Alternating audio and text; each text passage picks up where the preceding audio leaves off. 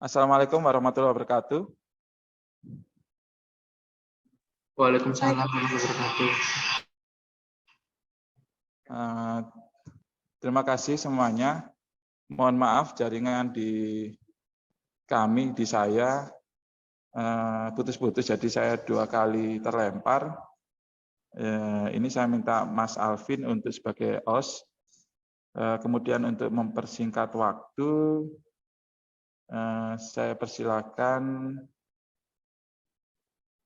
Mbak Nadila untuk presentasi, tapi mohon maaf saya off cam karena saya menggunakan HP. Itu saja dari saya. Silakan Mbak Nadila untuk memaparkan hasil kegiatan KP-nya selama di Kebun Raya Purwodadi. Dan ini kebetulan ada Pak Edwin yang berkenan join Zoom, jadi bisa mendengarkan langsung. Mungkin kalau ada nanti terakhir saran masukan, monggo Pak Edwin. Terima kasih. Silakan Mbak Nadila. Baik Pak Roni, saya izin share screen. Mas Alvin masih disable share screen.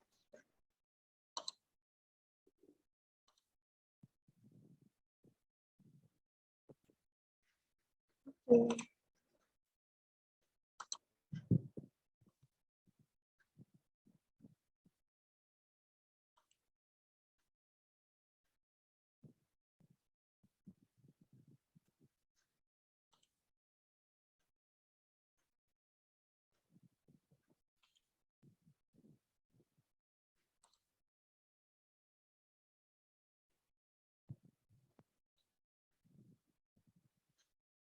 Baik.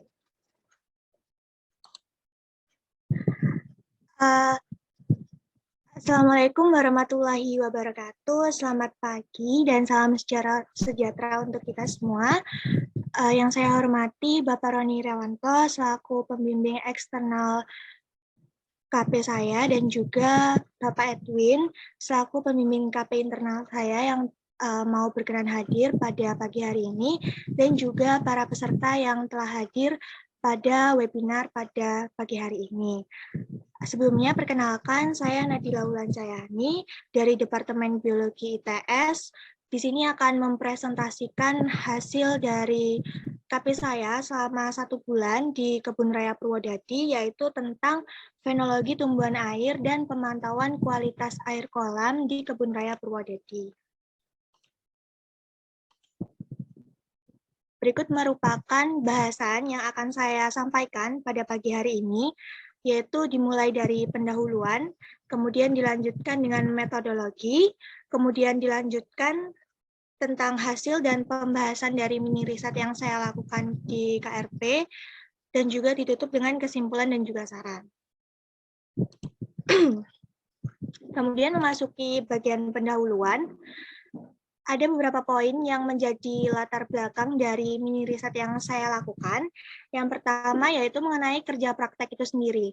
Nah, kerja praktek ini merupakan salah satu mata kuliah wajib yang ada di Departemen Biologi, di mana memiliki 2 satuan kredit semester atau 2 SKS. Nah, mungkin KP ini jika di perguruan tinggi lain mungkin namanya beda-beda ya, ada yang internship, PKL, ataupun magang. Nah, kemudian poin yang kedua yang menjadi latar belakang dari penelitian ini yaitu tentang pemahaman terhadap fenologi tumbuhan sendiri.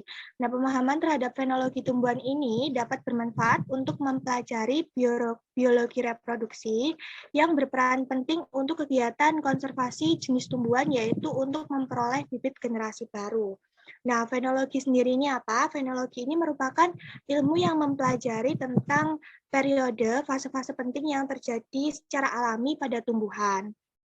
Kemudian, poin ketiga yang menjadi latar belakang dari penelitian ini yaitu tentang pemantauan kualitas air, di mana pemantauan kualitas air ini merupakan kegiatan yang digunakan untuk mengendalikan pencemaran air yang perlu dilakukan secara berulang kali dalam jangka waktu tertentu, sehingga pemantauan air ini dilakukan agar kualitas air ini sesuai atau tidak dengan baku mutu yang ada.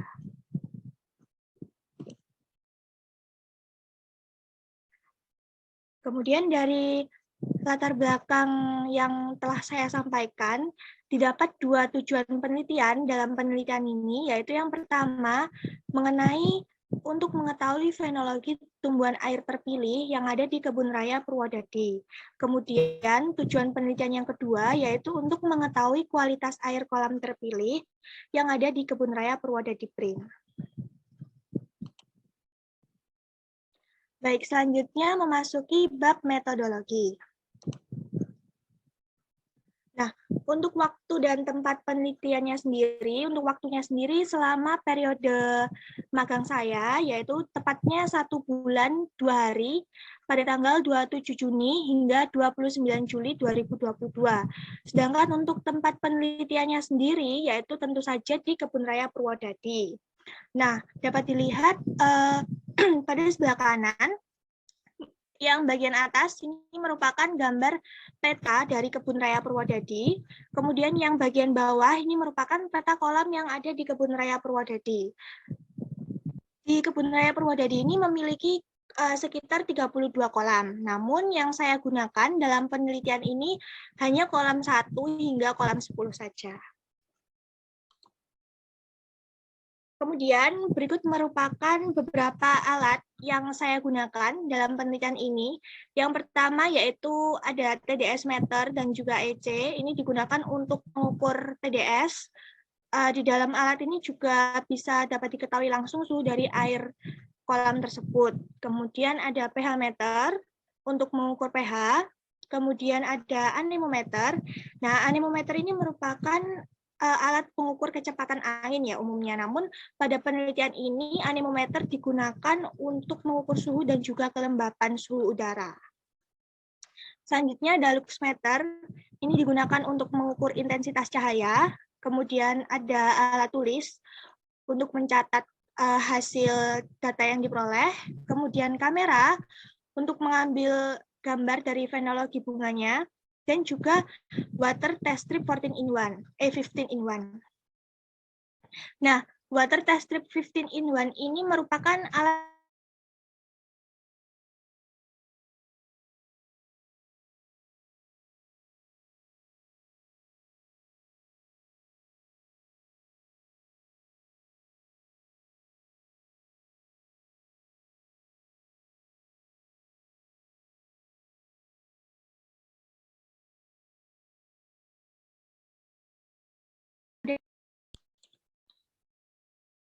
Dila putus-putus, Dek Dila. Mungkin di off cam aja. Atau Oh, iya, oh, Pak. nggak apa-apa. Sudah nyambung lagi. Oke, saya sambil dengar. Monggo. Maaf, Pak Roni. Iya, Pak. Saya lanjutkan. Kemudian selanjutnya yaitu mengenai bahan yang dibutuhkan dalam penelitian ini. Jadi terdapat 3 tumbuhan air yang saya gunakan, yaitu pertama ada Thalia geniculata, kemudian ada Ludwigia octovalvis, ada Nelumbo nucifera, dan juga air kolam dari kolam 1 hingga kolam 10.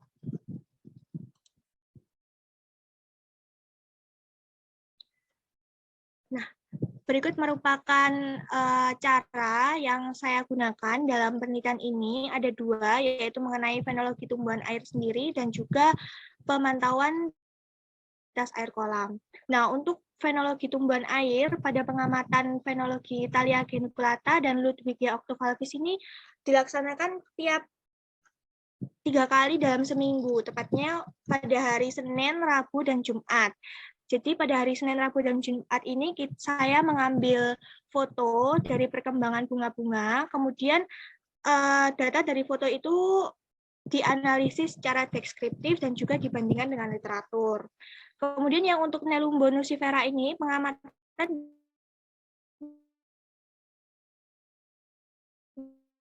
satu kali sempurna untuk kemudian dianalisis dan juga dibandingkan menggunakan literatur. Nah, yang untuk pemantauan kualitas air, diambil air kolam dari kolam 1 hingga 10 sebanyak 200 ml untuk kemudian diukur nilai pH-nya, kelembapan udaranya, intensitas cahaya, suhu udara, suhu air, TDS, dan juga 15 parameter yang sudah ada di alat water test strip 15-in-1 tadi. Seperti itu. Selanjutnya memasuki bab hasil dan juga pembahasan. Nah, berikut merupakan koleksi atau tumbuhan air yang ditemukan di Kebun Raya Purwodadi Prin. Jadi pada Kebun Raya Purwodadi Prin ditemukan 15 spesies tumbuhan air yang tersebar di 32 kolam yang ada di Kebun Raya. Ini contoh-contoh tanamannya tersedia pada tabel ini. Kemudian saya kerucutkan lagi menjadi tumbuhan air yang ada di 10 kolam yang saya teliti. Di mana kolam 1 terdapat 1 tanaman, kolam 2 8 tanaman, kolam 3 1 tanaman, kolam 4 4 tanaman, kolam 5 tidak ditemukan tanaman tumbuhan akuatik, kemudian kolam 6 1 tumbuhan, kolam 7 1 tumbuhan, kolam 8 4 tumbuhan, kolam 9 1 tumbuhan, dan kolam 10 2 tumbuhan. Selanjutnya mengenai fenologi dari Nelumbo nucifera sendiri. Nelumbo nucifera ini biasa dikenal dengan tumbuhan seroja. Jadi tumbuhan ini memiliki daun yang berbentuk bulat dengan lebar seperti itu ya ukurannya. Kemudian juga bunganya yang berwarna merah jambu, kadang juga keunguan. Kemudian tangkainya tingginya sekitar 0,5 sampai 1 meter. Nah, untuk fenologinya sendiri, saya mengacu pada Anissa et al. Pada tahun 2017, di mana fenologi perkembangan bunga itu terdiri dari 3 fase, yaitu fase mulai mekar, kemudian fase mekar sempurna, dan juga fase rontok. Nah, untuk fase yang pertama, fase mulai mekar, ini dibuktikan dengan fase kuncup yang ada di Nelumbo nucifera. Kemudian, yang fase kedua, yaitu fase mekar sempurna, dibuktikan dengan fase bunga mekar sempurna yang ada pada gambar ini. Nah, fase ini terlihat bahwa tumbuhan atau bunga dari Nelumbo ini mekar sempurna dengan warnanya yang merah muda. Fase ini biasanya itu terjadi pada hari kelima setelah masa kuncup. Gitu. Kemudian memasuki fase ketiga, yaitu fase bunga mulai rontok, dibuktikan dengan fase rontok bunga dan terbentuknya buah, kemudian dilanjutkan dengan fase terbentuknya biji, kemudian dilanjutkan dengan fase biji yang mulai rontok dan tangkai yang mulai melayu. Nah, dari buah ini terbentuklah biji, di mana bijinya yang berbentuk oval seperti ini yang ada di gambar ini. Biji dari Nelumbo nucifera. Kemudian selanjutnya fenologi mengenai Thalia geniculata. Seperti sebelumnya mengacu tetap pada Anissa et al. Ada 3 fase, yaitu fase mulai mekar, dibuktikan dengan fase kuncup yang terlihat pada hari pengamatan pertama, kemudian fase fase mekar sempurna dibuktikan pada hari pengamatan ketiga.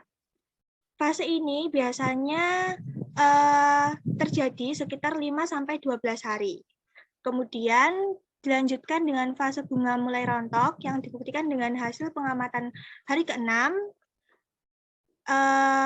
Fase ini biasanya terjadi sekitar 1 sampai 3 hari. Dan hal ini dibuktikan juga ternyata bunga rontok sempurna tepat pada hari pengamatan ke-8.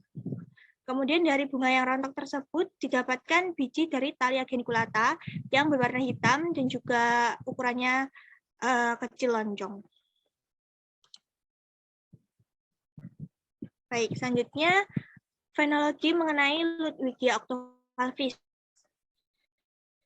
Jadi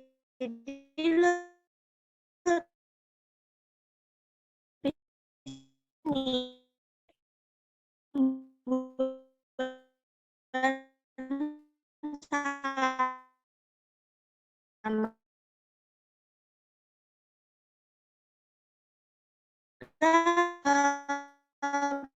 Jadi untuk fenologi kuncup pada hari pengamatan pertama dan juga fase kuncup mulai mekar pada hari pengamatan ketiga. Kemudian dilanjutkan pada fase kedua, yaitu fase mekar sempurna yang terlihat pada hari pengamatan ke-8. Kemudian memasuki fase ketiga, yaitu fase bunga mulai rontok, terlihat pada hari pengamatan ke-10, kemudian berlanjut ke hari pengamatan ke-13, dan juga hari pengamatan 14. Dari bunga yang rontok dan kering ini didapatkan biji dari Ludwigia octovalvis yang bijinya sangat-sangat kecil-kecil sekali, seperti ada pada gambar ini. Kemudian selanjutnya yaitu mengenai data dari pemantauan kualitas air kolam yang ada di Kebun Raya Purwodadi. Jadi setelah diukur menggunakan alat-alat yang sudah saya sebutkan sebelumnya, bahwa di kolam-kolam tersebut memang mengandung beberapa logam berat. Namun tidak semua melebihi dari baku mutu yang ada di peraturan yang ada. Nah, yang melebihi baku mutu itu yang pertama ada klorin total. Jadi total klorin ini kolam 2 sampai kolam 10 ini melebihi dari baku mutu normal karena menurut Bernard et al. 2009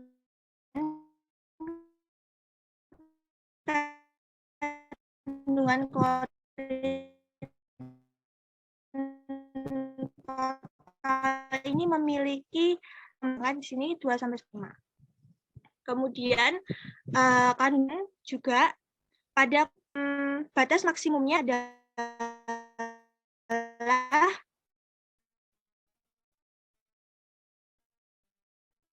1 mg per liter. Sedangkan ini 5 mg timbal. Kolam 1 kecuali kolam 9 ini melebihi baku mutu karena baku mutunya maksimalnya itu 0,03 mg per liter. Seperti itu. Selanjutnya ini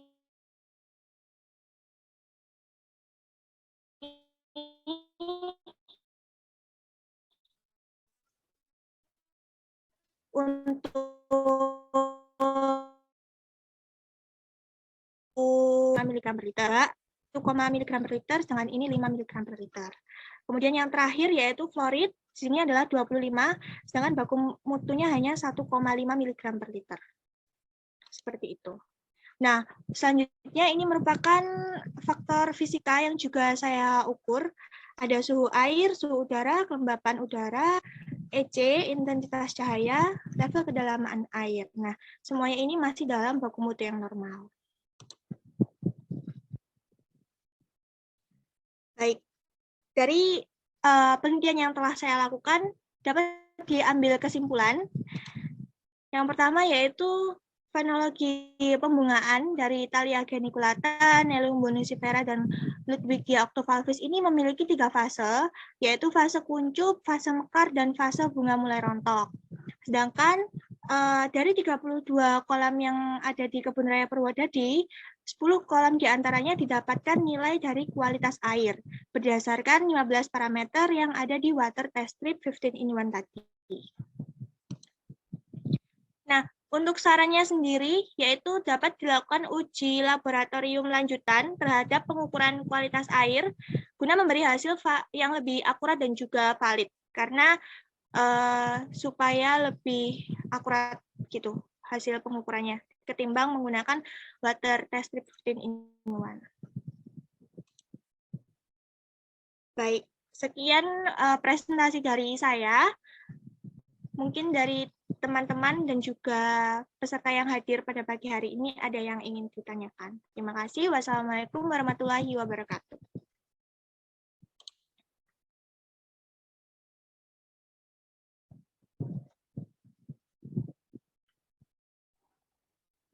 Ya, terima kasih Nadira atas presentasinya. Mungkin ada masukan atau saran dari teman-teman Waris webinar series keempat ini, silahkan. Atau mungkin ada masukan atau dari Pak Edwin Kamu Pak silakan Roni. Pak Edwin. Saya singkat aja. Dek, dari tanaman yang dipilih itu tadi, kesimpulannya kan Dek Dila mengukur kandungan klorin dan sebagainya ya. Nah, dari kajian fenologi itu apa bisa dilanjutkan? Oh, kalau fenologinya kurang cepat, pembungaannya kurang cepat karena faktor pengaruh lingkungan, karena kadar airnya beda-beda. Nah, itu apa bisa dipakai untuk penduga sebagai istilahnya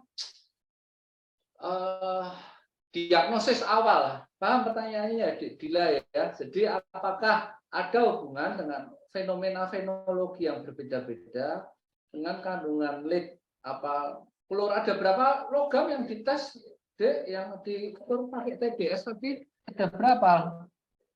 5 ya kayaknya ya. Untuk logam beratnya sendiri ada 14, Pak. 14 kolam tadi kayaknya di tabel ya. Kolamnya ada 10 kolam. Terus parameternya 14 ya. 14 tambah 1 pH jadi 15. Banyak juga. Ya. Nah, dari kesimpulan itu ada enggak? Dari Ludwigia apa? Silakan untuk kesimpulan. Baik, Pak. Terima kasih atas pertanyaannya. Jadi memang setiap tumbuhan sendiri memiliki waktu perkembangan bunga fenologi berbeda. Nah, untuk praduga awal seperti itu, sepertinya perlu dilakukan uji lanjutan terhadap hal seperti itu. Jadi tidak bisa langsung diduga hanya lewat fenologinya saja. Gitu. Jadi perlu dilakukan uji lanjutan mengenai apakah logam-logam berat tadi itu mempengaruhi fenologinya atau tidak. Oke, baik. Satu lagi Pak Roni, mungkin Dek, dari berapa tanaman tadi? 6 ya? 3 tanaman, Pak. Oh, sorry. 3. Yang fenologinya paling cepat itu, apakah ada hubungan antara fenologi, bukan faktor logam berat, tapi faktor fisikokimia, kan tanaman air semua ya? Apakah ada studi referensi atau apa yang menyatakan kalau air atau faktor lingkungan selain logam berat itu mempengaruhi fenologi? Kira-kira ada enggak literatur seperti itu? Paham ya, enggak apa-apa. Paham ya, Dik Dila, mungkin pertanyaannya ya. Jadi kan fenologi itu kan fisiologi tumbuhan ya, mulai dari karena kalau belajar fistum kan Dik Dila tahu perang pengakaran, penguncupan, daun dan sebagainya. Terus kemudian kan otomatis butuh air. Nah, faktor-faktor air di kolam itu apakah ada hubungannya dengan kecepatan fenologi yang paling cepat dari 3 tanaman itu? Kira-kira saja. Baik, terima kasih Pak Edwin atas pertanyaannya. Jadi untuk yang paling cepat, yang paling lambat kan ada Nelumbo nucifera ya Pak. Kemudian yang paling cepat itu ada dari ini apa namanya? Thalia genculata. Nah, sepemahaman saya dan juga dari literatur yang saya dapatkan itu belum ada yang menjelaskan bahwa maksudnya logam-logam berat ini tuh mempengaruhi. Bukan logam beratnya, Dek. Kalau kan ada Dila mengukur selain logam berat kan? Ya, faktor lingkungannya. Faktor fisikokimia logam berat kan diukur ya? Iya. Untuk faktor lingkungannya sendiri itu tentu saja mempengaruhi fenologi dari tumbuhan, tapi tidak membuat terus akhirnya yang Nelumbo ini jauh lebih cepat, kemudian yang lambat. Thalia ini lebih lambat itu tidak, karena memang dari tiga tumbuhan tersebut memiliki masa waktu perkembangan yang berbeda-beda seperti itu, Pak. Terima kasih. Terima kasih, Dek. Masih Pak Roni. Nggih, makasih Pak Lanjut waktu Edwin. saya ujian sendiri sama Dila. Nanti tak preteli naskahnya yang ujian sama Pak Roni. Monggo silakan nanti ujian lagi. Dila. Karena waktunya yang terbatas, saya mohon maaf untuk teman-teman yang lain mungkin tidak ada pertanyaan lagi. Saya akhiri. Untuk teman-teman yang bisa open cam, silakan open cam untuk diambil foto bersama.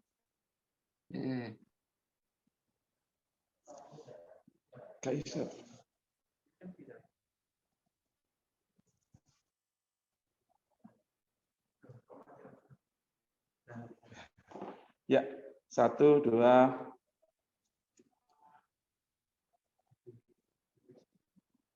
Bisa.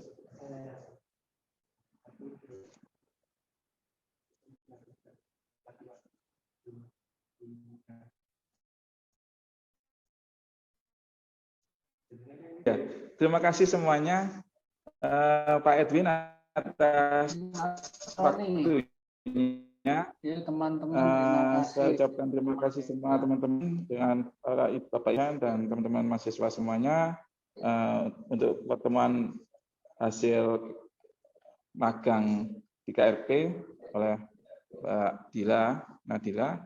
Kita cukupkan sampai saat ini dan saya tutup dengan bacaan hamdalah, alhamdulillahirabbil alamin. Wassalamualaikum warahmatullahi wabarakatuh. Waalaikumsalam warahmatullahi wabarakatuh. Terima kasih Pak Roni, Pak Edwin, dan juga teman-teman.